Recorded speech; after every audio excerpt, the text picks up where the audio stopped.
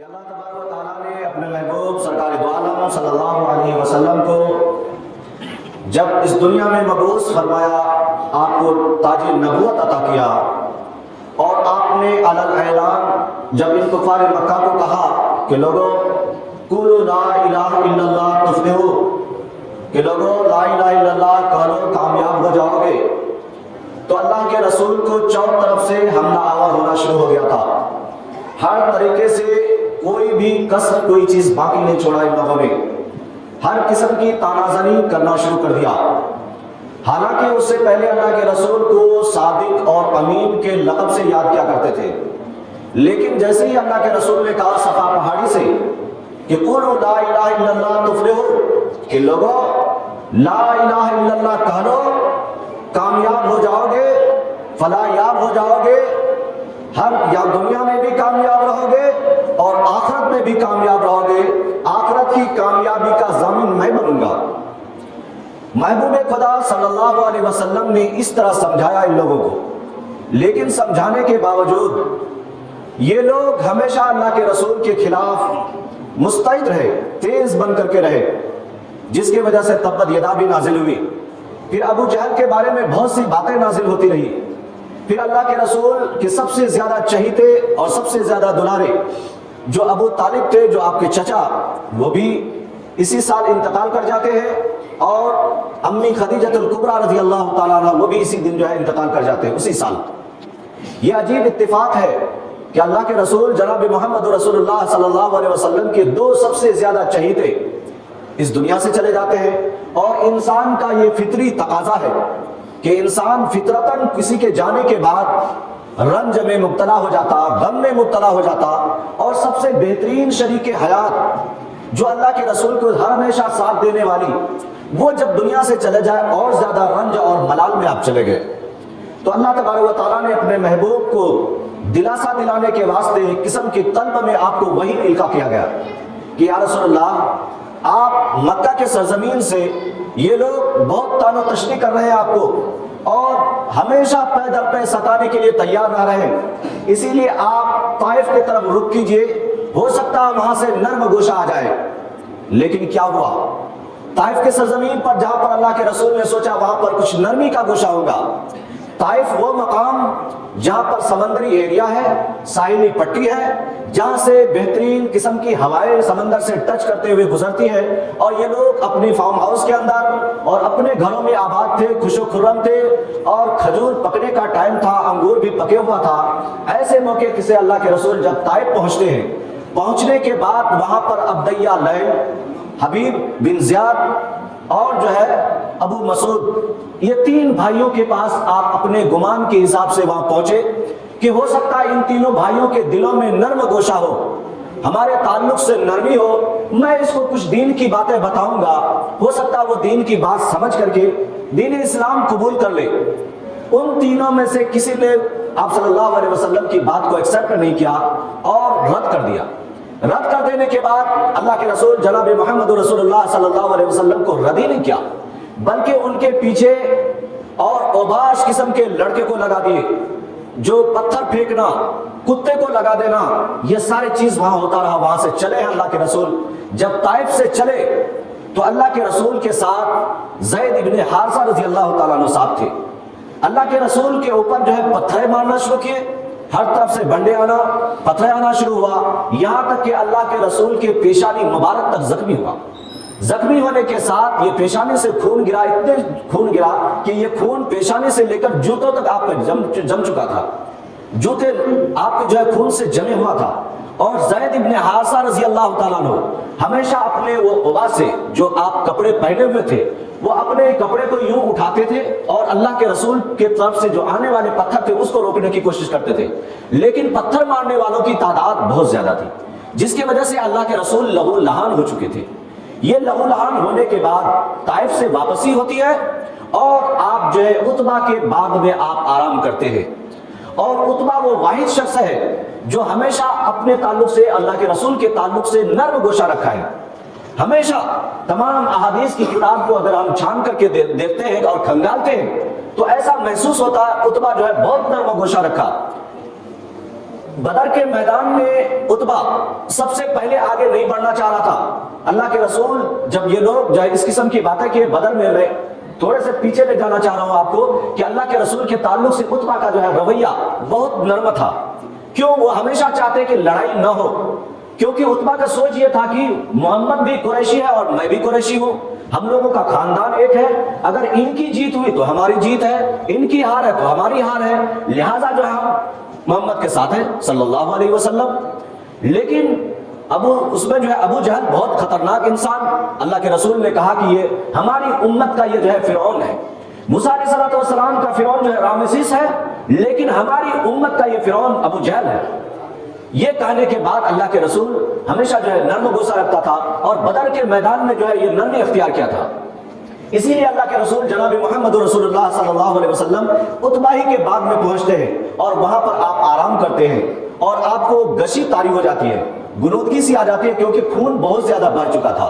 اسی درمیان آسمان سے فرشتے آتے ہیں، ملک الجبال آتے ہیں اور کہتے ہیں یا رسول اللہ آپ مجھے حکم دیجئے میں 2 پروتوں پہاڑوں کے بیچ ان طائف والوں کو کچل کر کے رکھ دوں، ان کو قیمہ بنا کر کے رکھ دوں یا رسول اللہ۔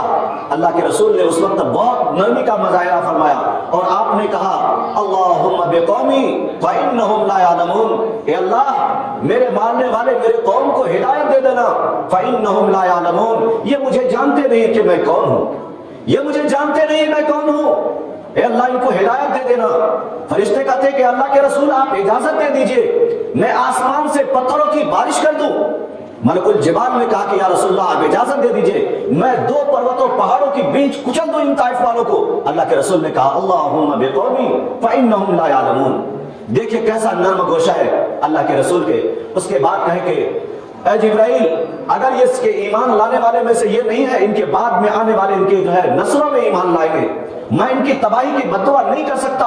اللہ کے رسول وہاں سے چلے ہیں عتبہ کے باغ سے، میں مختصر انداز میں کھینچتا چلا جا رہا ہوں کہ اللہ کے رسول عتبہ کے باغ سے وہاں سے نکلتے ہیں۔ اس کے بعد آپ سیدھے جو ہے آپ گھر کو آتے ہیں، گھر میں آنے کے بعد آپ ام ہانی کے گھر میں آرام فرما رہے ہیں، ام ہانی کے پاس آپ ام ہانی کے پاس آرام فرما رہے ہیں۔ اچانک آسمان سے بلاوا آیا، جبرائیل آ گئے۔ جبرائیل نے آ کر کے کہا یا رسول اللہ آپ کو اللہ نے یاد کیا ہے، آپ کو اللہ نے آسمان پر جو ہے بلایا ہے۔ اللہ تعالیٰ محدثین فرماتے ہیں، مفسرین فرماتے ہیں کہ آخر اس وقت اللہ کیوں بلا رہے ہیں؟ علماء نے شرح نے لکھا کہ تمام انبیاء علیہ السلام دنیا میں آئے، آدم علیہ السلام آئے ان کے پاس وحی بھیجی گئی، شیس علیہ السلام آئے ان کے پاس وحی نازل کیا گیا، داؤد علیہ السلام، عیسیٰ علیہ السلام، موسیٰ علیہ السلام، ادریس علیہ السلام، شعیب علیہ السلام، زکریا علیہ السلام، یحییٰ علیہ السلام، تمام کے تمام انبیاء آئے، سب کے پاس جو ہے وحی بھیجی گئی اور اللہ کے رسول کے اس کے جگہ بات کیا گیا۔ لیکن جب بات آتی ہے اللہ کے رسول جناب محمد رسول اللہ صلی اللہ علیہ وسلم کی، ان کی تکلیف کی، تو اللہ تبارک و تعالیٰ نے کہا کہ میں اپنے محبوب کو جو ہے آسمان پہ بلاتا ہوں۔ میرے محبوب بہت زیادہ رنج اٹھائے ہیں، ایک تو ان کی بیوی کا انتقال ہو جانا جو سب سے زیادہ چہیتی تھی، اسلام پر ہمیشہ جو ہے فدا ہونے والی تھی، اسلام کے خاطر اپنے مال کو لٹا دیتی تھی، وہ بھی اس دنیا سے ان کو بھی میں بلا چکا ہوں۔ اور دوسرا ابو طالب جو سب سے زیادہ چہیتے چچا تھے ان کو بھی میں بلا چکا ہوں، اور میرے محبوب بہت زیادہ رنج میں ہے، غم میں ہے، افسوس میں ہے، اسی لیے میں بلا کر کے ذرا جنت کی سیر کرا دوں، ذرا میں اپنے آپ سے ملاقات کرا دوں۔ تو قرآن کی آیت جو ہے یہاں سے بولتی فَقَانَ قَابَ قَوْسَيْنِ أَوْ أَدْنَىٰ۔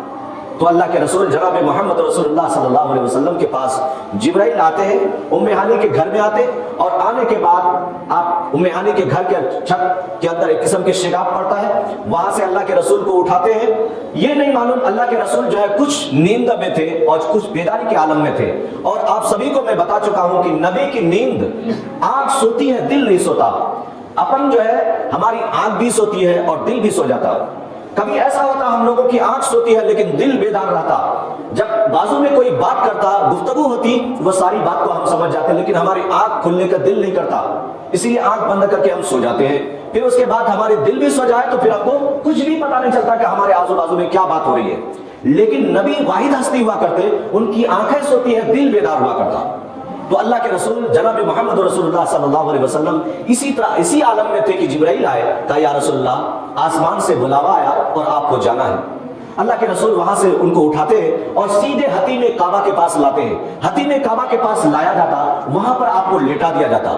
لٹانے کے بعد بیر زمزم سے پانی لایا جاتا اور سونے کا تش لایا جاتا اور آپ کے سینے مبارک کو چاک کیا جاتا اور قلب اطہر کو نکالا جاتا. اس میں سے نکالنے کے بعد پھر یہاں پر جو ہے آپ کے قلب کو چاک کیا جاتا اور اس کو جو ہے خراش لگائی جاتی. اس میں سے کچھ کالا پن کے قسم کے جو ہے روایتوں میں آتا خون, اس کو نکال کر کے باہر پھینک دیا جاتا. پھر اس قلب کو یوں ہی پیوست کر دیا جاتا. پھر اس کو جو ہے دل میں یوں رکھ کر کے, وہ دل کو سینے میں رکھ کر کے پھر سینے میں یوں ہاتھ پھیرا جاتا. تو سب سے پہلے اوپن ہارٹ سرجری کا نظریہ جو اسلام نے یہاں پر پیش کیا کہ اللہ کے رسول کو اس طرح کیا گیا. یہ حتیم کعبہ کے اندر یہ ہوا اور اللہ کے رسول ساری چیز کو دیکھ رہے تھے. علماء فرماتے ہیں کہ اس وقت جو ہے کیوں کیا گیا, تو اس وقت علماء جواب دیتے ہیں اس کا مطلب یہ ہے کہ اب اللہ کے رسول کے اوپر جو تجلیات الہی ہونے والا ہے اس کو برداشت کرنے کی صلاحیت اللہ تبارک و تعالیٰ جو اب اس بیر زمزم کے پانی کے اندر وہ حکمت, وہ رموز, وہ اسرار بھر دیے ہیں اور وہ آپ صلی اللہ علیہ وسلم کے قلب اطہر میں اتار دیا گیا ہے. یہ ہونے کے بعد اللہ کے رسول کو بیر حتیم کعبہ سے وہاں سے اٹھاتے ہیں. آخرکار براق لایا جاتا, وہاں سے آپ کو سوار کرتے. سوار کرنے کے بعد براق سے آپ وہاں سے چلتے ہیں. چلنے کے بعد سب سے پہلے یثرب کے مقام پر آتے. مقام یثرب میں آنے کے بعد اللہ کے رسول سے کہا جاتا کہ یا رسول اللہ, آپ یہاں براق سے نیچے اترنے کے بعد آپ 2 رکعت نفل نماز پڑھا کیجیے. آپ نفل نماز پڑھتے ہیں. اس کے بعد اللہ کے رسول پھر جبرائیل سے سوال کرتے, جبرائیل یہاں پر نماز پڑھنے کا حکم کیوں دیے؟ اور یہ ایریا بہت ہریالی ہے, ہرا بھرا ہے, سرسبز و شاداب ایریا ہے, بہت بہترین ایریا ہے, یہ کون سا ایریا ہے؟ اس وقت اللہ کے رسول سے جبرائیل نے کہا یا رسول اللہ یہ وہ جگہ ہے جہاں پر آپ ہجرت کرنے والے ہیں, یہ یثرب کہا جاتا اور آگے چل کے اس کا نام مدینہ رکھ دیا جائے گا. پھر وہاں سے آپ آگے بڑھتے ہیں, پھر براق پہ سوار ہوتے, اس کے بعد پھر آگے بڑھتے ہیں. وہاں سے سیدھے نکلتے ہیں, سیدھا کوہ طور پر پہنچتے ہیں موسیٰ علیہ الصلوۃ والسلام کے پاس. موسیٰ علیہ الصلوۃ والسلام پر جہاں اللہ تبارک و تعالیٰ ہم کلام ہوئے تھے, تجلیات الہی موسیٰ علیہ الصلوۃ والسلام جہاں پر دیکھے تھے, وہاں پر اللہ کے رسول پہنچتے ہیں. پھر جبرائیل کہتے ہیں یا رسول اللہ آپ یہاں اتر کر کے 2 رکعت نفل نماز پھر یہاں پڑھا کیجیے. پھر اللہ کے رسول وہاں 2 رکعت نفل نماز پڑھتے ہیں. پھر اللہ کے رسول پوچھتے ہیں جبرائیل یہ کون سی جگہ ہے؟ اللہ کے رسول سے پھر کہا جاتا, اللہ جبرائیل نے کہا یا رسول اللہ یہ وہ جگہ ہے جہاں پر موسیٰ علیہ الصلوۃ والسلام اللہ سے ہم کلام ہوئے تھے اور تجلیات الہی پڑھی تھی, یہ وہ جگہ ہے. پھر وہاں سے چلتے ہیں سیدھے بیت اللحم کے پاس پہنچتے ہیں, فلسطین. بیت اللحم پہنچنے کے بعد پھر اللہ کے رسول کو حکم دیا جاتا کہ آپ پھر 2 رکعت نفل نماز ادا کریں. پھر اللہ کے رسول 2 رکعت نفل نماز ادا کرتے ہیں. کرنے کے بعد پھر اللہ کے رسول پوچھتے جبرائیل یہ کون سی جگہ ہے؟ کہا یا رسول اللہ یہ فلسطین کا ایریا ہے, بیت اللحم ہے جہاں پر عیسیٰ علیہ الصلوۃ والسلام کی پیدائش, جائے پیدائش ہے, یہاں پہ ہیں آپ. پھر اس کے بعد وہاں سے آپ سیدھے مسجد اقصی پہنچتے ہیں. اسی کو قرآن نے کہا سبحان الذی اسری بعبدہ لیلا من المسجد الحرام الی مسجد الاقصی, پاک ہے وہ ذات جنہوں نے اپنے بندے کو مسجد حرام سے مسجد اقصی تک لے گیا. پاک ہے وہ ذات جس نے اپنے بندے کو مسجد حرام سے مسجد اقصی تک لے گیا. تو پتہ چلا اللہ کے رسول کو یہاں پر اللہ تعالیٰ کہتے ہیں میرے محبوب آپ ہمارے بندے ہیں, بندے. عبد کا لفظ استعمال ہوا, سبحان الذی اسری بعبدہ. حالانکہ پورے قرآن میں کہیں پر یاسین کہا گیا, کہیں پر طٰہٰ کہا گیا, کہیں پر مزمل کہا گیا, کہیں پر مدثر کہا گیا, کہاں سراجا منیر کہا گیا. لیکن جب بات آتی ہے یہاں سے وہاں تک جانے کی اور آپ کے جسمانی معراج کی بات ہوتی ہے تو وہاں اللہ تعالیٰ کہتے ہیں پاک ہے وہ ذات جس نے اپنے بندے کو مسجد حرام سے مسجد اقصی تک لے گیا. تو پتا چلا یہاں سے جو آپ چل رہے ہیں یہ سفر اسرا ہے, اس کو اسرا کہا جاتا کہ رات کے کچھ حصے میں جو ہے آپ یہاں سے چلے ہیں. اس کے بعد جب بیت المقدس پہنچتے ہیں وہاں پر جو ہے براق کو باندھ دیا جاتا. باندھ دینے کے بعد پھر وہاں سے آسمان دنیا کی طرف سفر ہوتی ہے. آسمان دنیا کی طرف سفر کرتے ہیں تو وہاں پر جو ہے آپ کے لیے رف لایا جاتا. رف ایک قسم کا مسند ہے جس پر اللہ کے رسول تشریف فرما ہوئے اور پھر وہاں سے جبرائیل نے اس رف کو اٹھانا شروع کیا اور وہاں سے ساتھ آپ چلتے رہے. بہت دور چلنے کے بعد پھر جبرائیل علیہ الصلوۃ والسلام کو اللہ کی طرف سے حکم ہوا کہ ان کو ذرا جہنم کے بھی سیر کرا دو. آپ کو یہاں سے جہنم کا سیر کرایا جاتا. جہنم کے ایک سے ایک حقائق اور ایک سے ایک حقیقت واقعہ اور حقیقت حال دکھلایا جاتا. کہیں پر جو ہے سود خوروں کی حال دکھلایا جاتا, کہیں رشوت خوروں کی حال بتلایا جاتا, کہیں زانی شرابی بدکردار لوگوں کے حالات کو دکھلایا گیا. اللہ کے رسول ساری چیزوں کا مشاہدہ کرتے رہے. پھر وہاں سے آپ چلے ہیں, آسمان دنیا کی طرف چلتے جا رہے ہیں, رواں دواں ہے.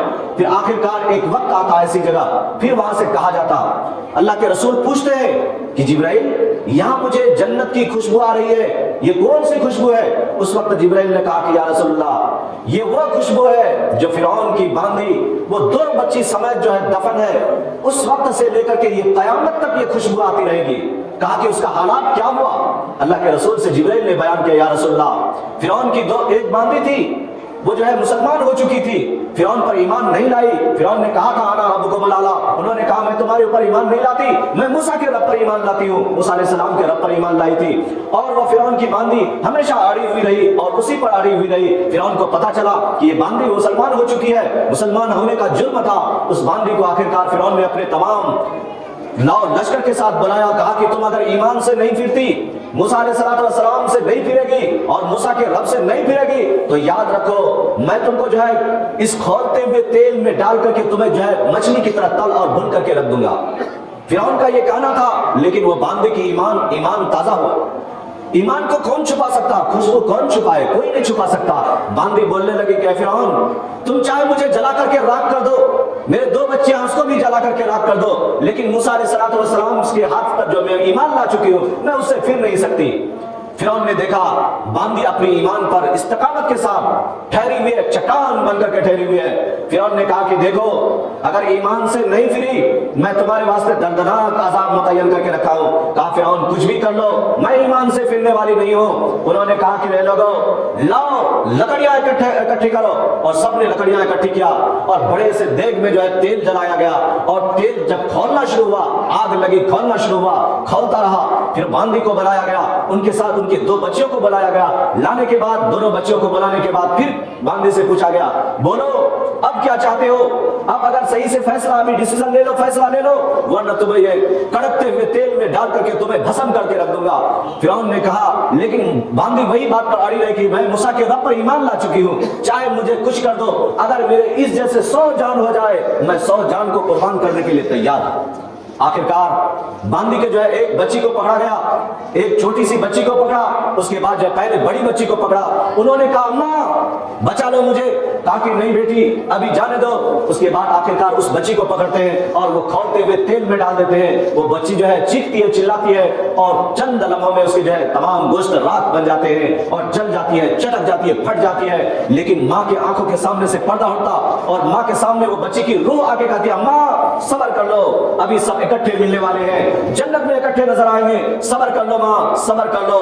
ماں کے آنکھ سے آنسو تک نہیں نکلا۔ پھر اس کے بعد دوسری بچی چھوٹی بچی کو لایا جاتا، پھر اس کو پکڑتے ہیں، وہ بچی اپنے گود میں چیخ رہی ہے، چلا رہی ہے، بلبلا رہی ہے، لیکن پھر بھی کچھ بھی نہیں۔ ان کو بھی پکڑا گیا، پھر باندھی سے پوچھا گیا ابھی بھی موقع ہے، بول دو ایمان سے پھر جاؤ پھر جاؤ پھر جاؤ۔ کہا کہ نہیں پھرتی، میں موسیٰ کے رب پر ایمان لا چکی ہوں، میں نہیں پھرتی۔ اس کے بعد پھر وہ چھوٹی بچی کو بھی پکڑا گیا، پھر ان کو جو ہے تیل میں ڈال دیا گیا، وہ بھی بچی چٹک گئی، پھٹ گئی، مچھلی کی طرح تلی ہوئی چلی گئی اور ان کی ہڈیاں راکھ ہو گیا۔ اس کے بعد پھر باندھی کے سامنے سے پردہ ہٹا، پھر وہ بچی چھوٹی بچی اللہ کی طرف سے دلاسا دلا رہی کہ اماں صبر کر لو صبر کر لو، اکٹھے ابھی ملنے والے ہیں، سب اکٹھے ہو جائیں گے۔ وہ بچی بھی دلاسا دے رہی ہے، اور پھر یہ باندھی کی آنکھ سے آنسو تک جاری نہیں ہوا۔ پھر کہا کیا بول رہے ہو، اب بھی مان لو۔ پھر وہ باندھی کہتی ہے کہ کاش فرعون اس جیسے 2 بچیاں، کیا اگر 100 بچیاں بھی رہے، 100 بچوں کو میں قربان کرنے کے لیے تیار ہوں۔ لیکن پھر یہی حال ہوا، آخرکار اس باندھی کو بھی پکڑا گیا۔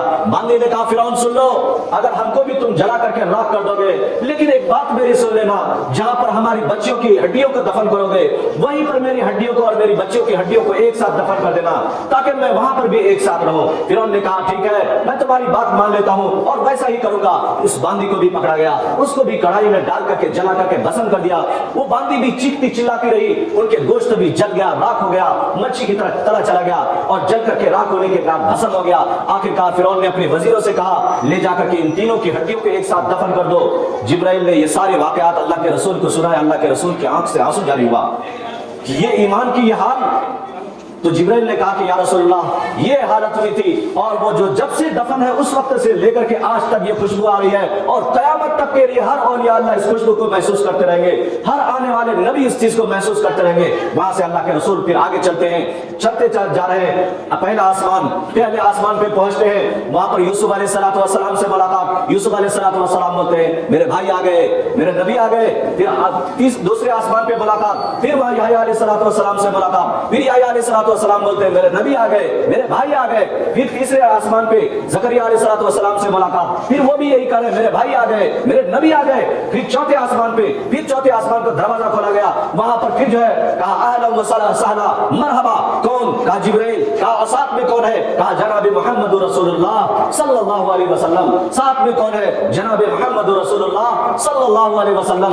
فوراً شیس علیہ السلام دروازہ کھولتے ہیں، کہتے ہیں اہلا و سہلا مرحبا، میرے بھائی آ گئے، میرے نبی آ گئے۔ پھر آگے بڑھتے ہیں، آدم علیہ السلام سے ملاقات، آدم علیہ السلام نے کہا میرے بیٹے آ گئے، میرے بھائی آ گئے، آ کر کے ملاقات ہوتی ہے۔ پھر آگے جو ہے ساتویں آسمان پہنچتے ہیں، موسیٰ علیہ السلام سے ملاقات، وہاں پر آگے بڑھتے ہیں۔ وہاں سے چلنے کے بعد آپ جب پہنچتے ہیں وہاں پر بیت معمور کے پاس پہنچتے ہیں، جس طرح خانہ کعبہ نیچے ہے، اس کے جسٹ اپوزٹ اوپر سمت آسمان دنیا پر بیت معمور ہے، جہاں پر 70,000 فرشتے ہمیشہ جو ہے طواف کرتے رہتے ہیں، اور جس فرشتے کو ایک وقت موقع مل گیا دوبارہ قیامت تک ان کو موقع ملنے والا نہیں ہے۔ وہاں پر پہنچتے ہیں بیت معمور کے پاس، وہاں پر ابراہیم علیہ السلام یوں بیٹھے ہوئے اور چھوٹے چھوٹے معصوم بچے وہاں کھیل رہے ہیں۔ ابراہیم علیہ السلام کے تعلق سے آتا ہے، روایتوں میں دو بات آتی ہے، ایک بات ابراہیم علیہ السلام استقبال کے لیے آپ پہ ٹھہرے، اور دوسرے روایت میں آتا کہ نہیں ٹھہرے نہیں، ابراہیم علیہ السلام یوں بیٹھے رہے۔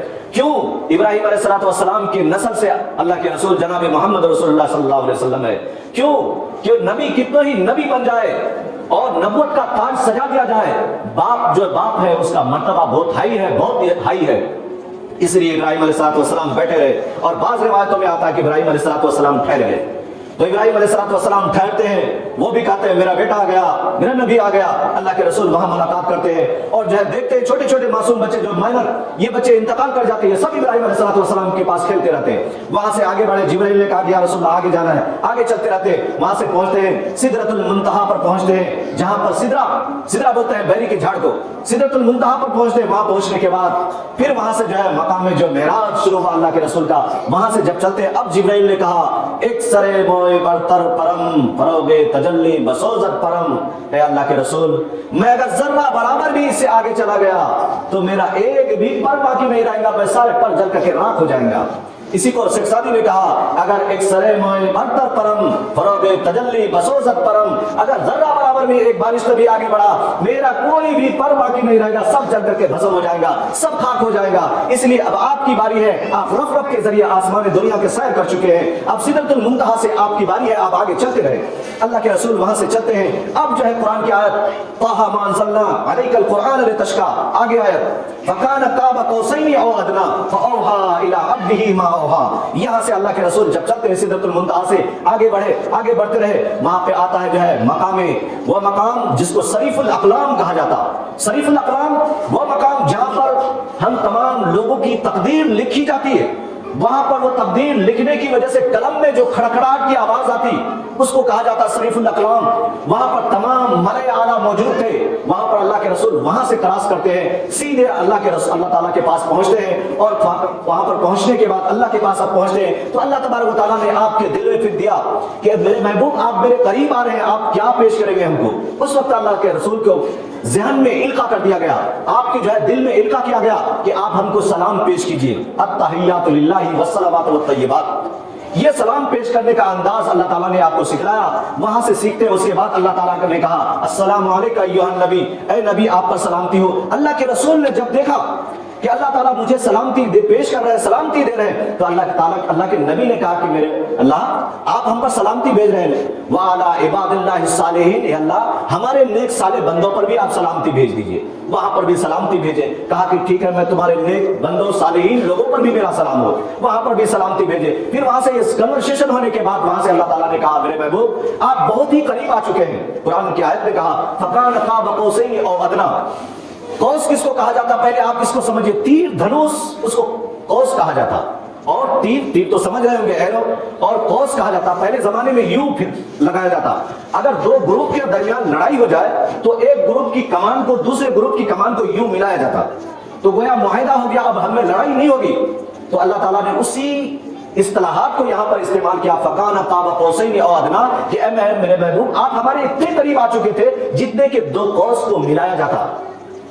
روایتوں میں آتا ہے کہ 70 پردے کو ہٹا دیا گیا، اللہ کے رسول اپنے جوتے سمیت جو ہے پہنچے عرش معلیٰ پر۔ پہنچنے کے بعد یہ ساری ڈیبیٹ کنورسیشن ہونے کے بعد، بات چیت ہونے کے بعد، اللہ تبارک و تعالیٰ نے کہا میرے محبوب آپ یہاں پر آئے ہیں، اب میں آپ کو ایک تحفہ دے رہا ہوں، نماز کا تحفہ دے رہا ہوں۔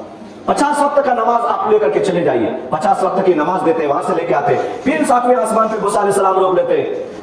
کیا دیا آپ کو تحفے میں؟ کہا کہ نماز کتنے وقت کی؟ 50 وقت کی نماز۔ کہا کہ آپ کی امت نہیں پڑھ سکے گی، ہماری امت تو 2 وقت کی نماز نہیں پڑھ سکی، اور آپ کی امت 5 وقت کی نماز اور جو ہے 50 وقت کی نماز کہاں سے پڑھ سکتی؟ نہیں ہوگی، کیونکہ آپ کی امت تو اور زیادہ جو ہے کمزور ہوں گے، بے بس ہوں گے، لاغر ہوں گے، دبلے پتلے ہوں گے، نہیں ہو سکتا۔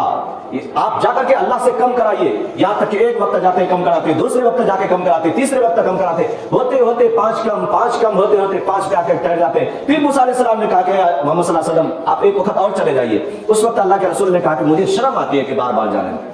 اللہ کو بھی معلوم تھا کہ ان کی امت نہیں پڑھ سکے گی 5 وقت کی نماز، 50 وقت کی نماز، لیکن پھر بار بار اپنے محبوب کو بار بار اپنے پاس بلا رہے ہیں، مشاہدہ کرا رہے ہیں کہ میرے محبوب تمام نبی جو ہے ایسی چیزوں کی گواہ ہے جو دیکھنے کی گواہ ہے، جو ہماری نشانات کے گواہ ہے، لیکن میرے محبوب آپ ایسے شخص ہیں، آپ مشاہدہ کے گواہ ہیں۔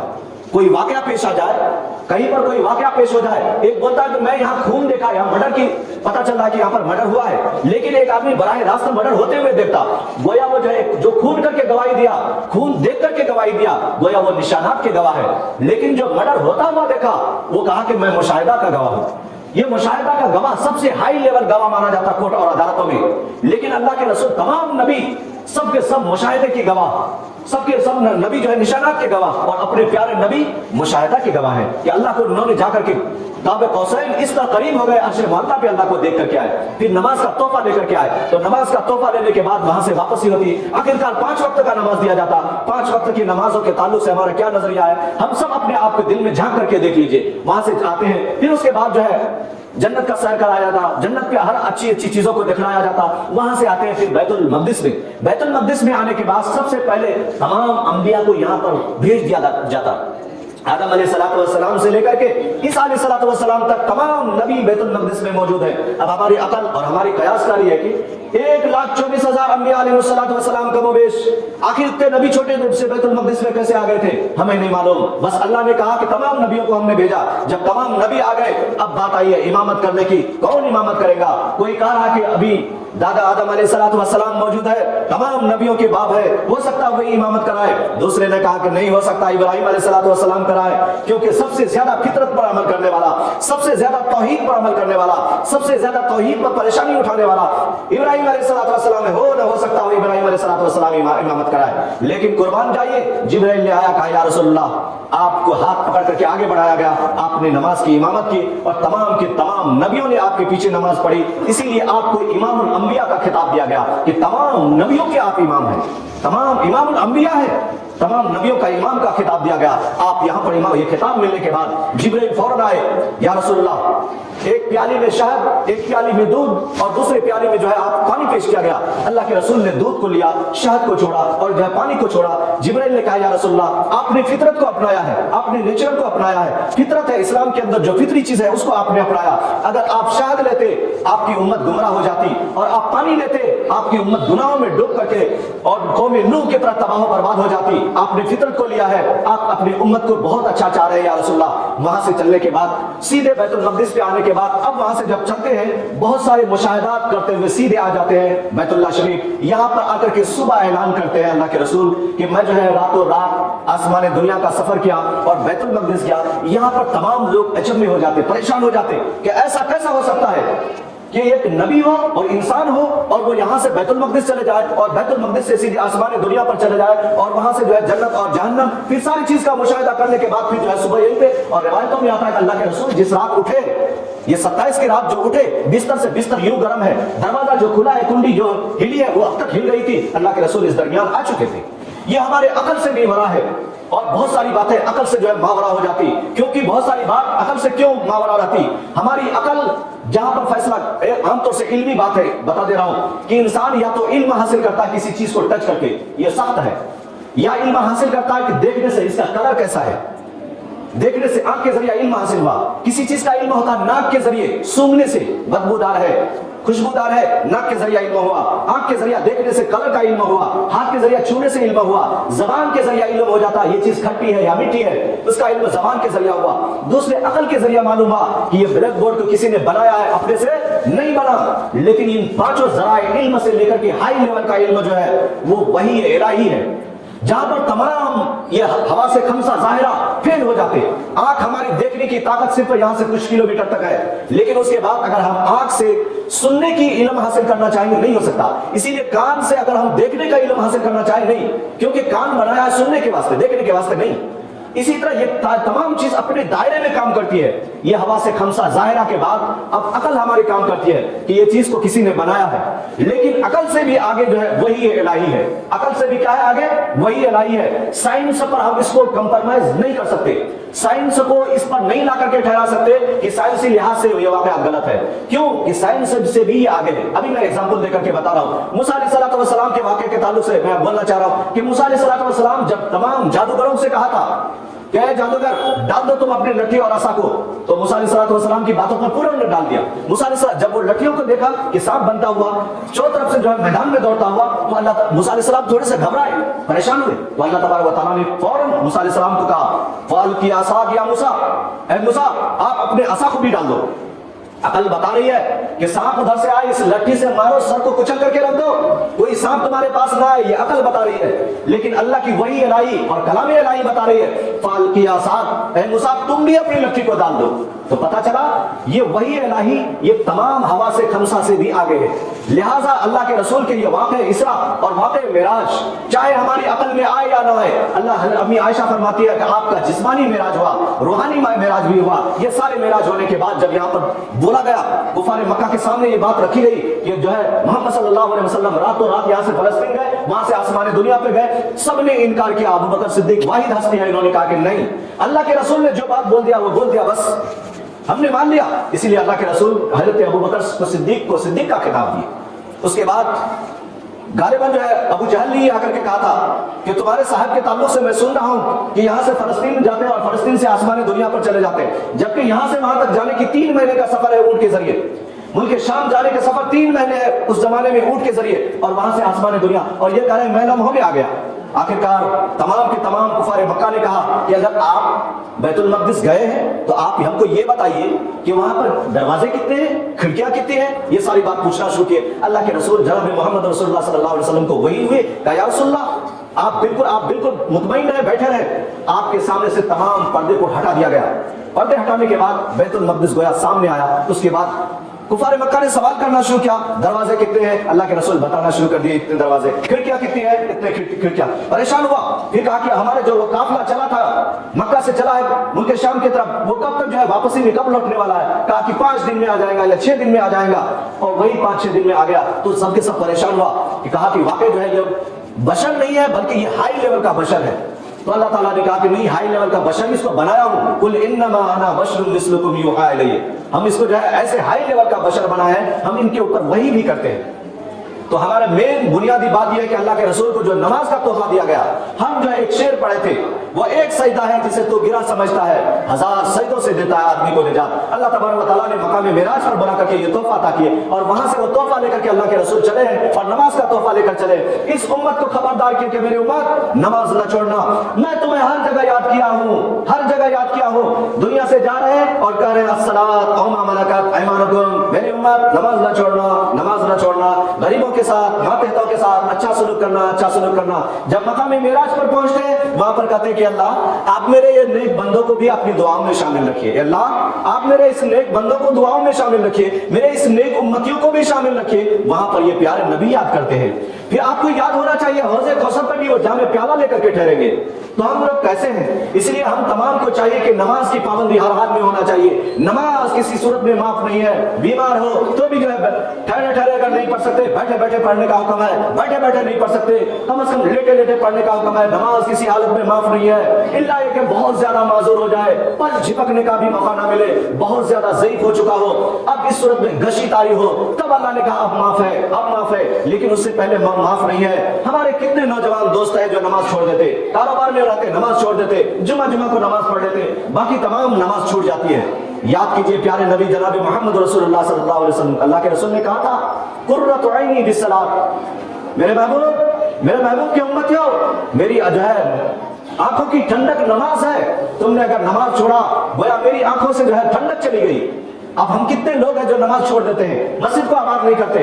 لہٰذا اگر ہم نماز چھوڑ دیے اور ہر جگہ ہم اپنے کاروبار چمکاتے رہے, ہر کام کرتے رہے, ہر جگہ ہمارا نقصان ہے, نقصان ہے, نقصان ہے. چاہے ہم کتنوں بلڈنگ بنا لیں, بینک بیلنس سے جمع ہو جائے, کاریں اور بہاریں آ جائیں, 1 نہیں 2 نہیں 4 نہیں 5 6 فارم ہاؤس ہو جائے, کامیابی ہم نہیں ہے, کامیاب ہم نہیں ہے. کامیاب وہ انسان ہے جنہوں نے نماز کو بہترین پابندی سے ادا کیا ہو, اور کامیاب وہی ہے. ہم سب یہ سمجھتے کہ یہ پیسہ کامیابی ہے, نہیں ہے. ایک وقت آئے گا جب ہماری آنکھیں بند ہونے لگے گی. اگر ہم کو کوئی ایک تھیلا پیسہ لا کر کے دے, ایک تھیلا ڈالر لا کر کے دے کر مفتی صاحب رکھ لو, اس وقت میں کہوں گا نہیں, اب وقت نہیں رہا, اب آخرت کی سفر درکار ہے, اب میں نہیں لے سکتا. تو یہ حال ہے ہماری اس دنیا کی. لہٰذا ہم سب کو چاہیے کہ 5 وقتہ نماز پابندی سے ادا کریں. کل ہماری آنکھیں جب بند ہو جائے گی, قبر میں جب ہم جائیں گے, اس وقت یہی نماز ہم کو کام آنے والی ہے. ایک طرف سے نماز آئے گی, ایک طرف سے روزہ, ایک طرف سے قرآن, یہ ساری آ کر کے سفارش کریں گے. لہٰذا ہمیں نماز کی پابندی ہونا چاہیے.